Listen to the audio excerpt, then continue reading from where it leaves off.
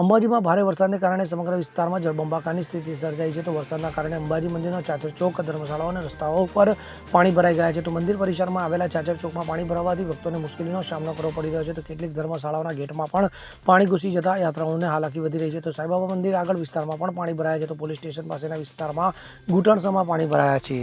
આ વિસ્તારમાં અવારનવાર પાણી ભરવાની સમસ્યા સર્જાઈ છે, જે તંત્રની બેદરકારી તરફ અંગુલી નિર્દેશ કરે છે. તો અંબાજીના વિવિધ વિસ્તારમાં પાણીની નદીઓની જેમ વહી રહ્યા છે. તો પરિણામે વાહન વ્યવહાર પર વ્યાપક અસર પડી છે. અનેક વાહનો પાણીમાં બંધ પડી ગયા છે અને વાહન ચાલકોને ભારે હાલાકીનો સામનો કરવો પડી રહ્યો છે. Bureau report, CN24 news.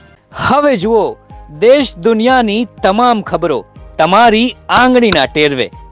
ઉઠાવો મોબાઈલ અને Google Play Store પરથી ડાઉનલોડ કરો અમારી CN24 ન્યૂઝ મોબાઈલ એપ.